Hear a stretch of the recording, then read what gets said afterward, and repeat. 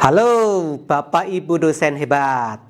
Selamat datang di babak 4 dengan tema Tim BIS Project atau yang biasa dikenal dengan singkatan TBP.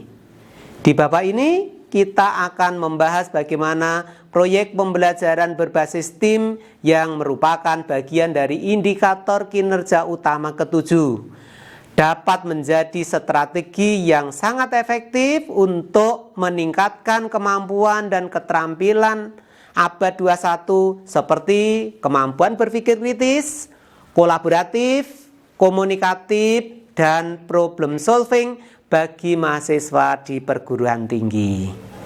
TBP bukan sekedar kerja kelompok biasa, tetapi sebuah structured collaborative framework.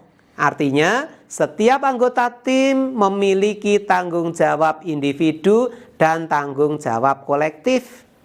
Untuk mengetahui lebih lanjut tentang bagaimana implementasi TBP dan perbedaan TBP dengan kerja kelompok biasa, mari kita simak paparan berikut ini. Menurut Michelson, Knight, dan Fink, Tim BIS Project adalah strategi pembelajaran aktif ketika mahasiswa bekerja dalam tim kecil yang stabil selama satu periode belajar untuk menyelesaikan tugas kompleks berbasis masalah yang relevan dengan konteks dunia nyata. Jadi, mahasiswa tidak hanya belajar teori, tetapi juga bagaimana menerapkannya dalam konteks kehidupan atau profesi mereka.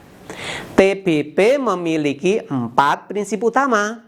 Pertama, team formation yang efektif, yakni pembentukan tim yang heterogen berdasarkan minat, kemampuan, dan gaya belajar agar saling melengkapi. 2, task design yang autentik. Proyek harus menantang dan relevan dengan konteks nyata. Ketiga, collaborative accountability. Penilaian dilakukan berdasarkan tanggung jawab individu dan kerjasama tim. Yang keempat, feedback dan reflection.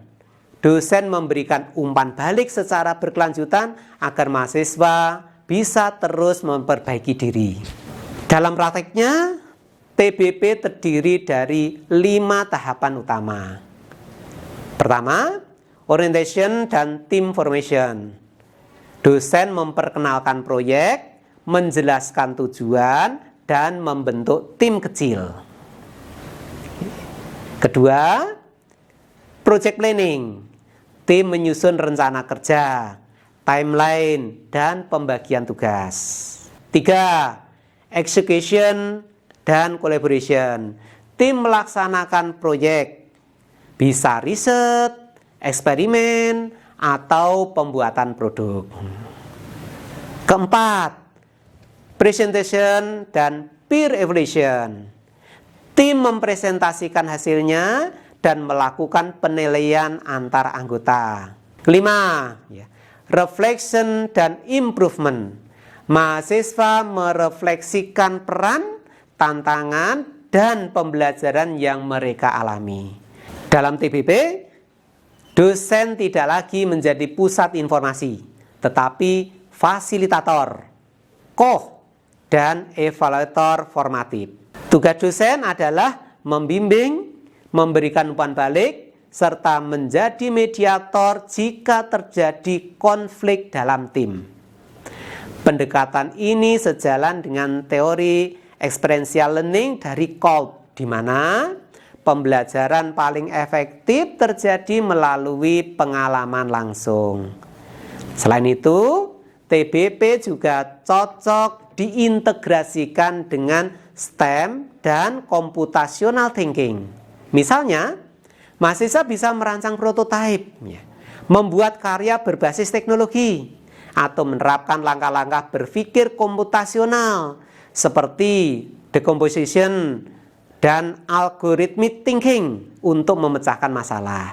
Dengan begitu, mahasiswa tidak hanya kreatif, tetapi juga berpikir logis dan sistematis. Sebagai penutup, TBP membantu mahasiswa belajar kolaborasi, bertanggung jawab, dan kreativitas sekaligus mengembangkan keterampilan abad 21. Melalui pengalaman proyek, mereka tidak hanya tahu apa yang harus dikerjakan, tapi juga bagaimana bekerja sama untuk mencapainya. Demikian materi pada babak keempat ini. Dan pada babak selanjutnya akan dibahas bagaimana membuat desain pembelajaran yang mengintegrasikan pendekatan STEAM dan CT dengan metode CM maupun TBP. Selamat belajar dan berinovasi untuk menjadi dosen yang kreatif dan inovatif. Sampai jumpa.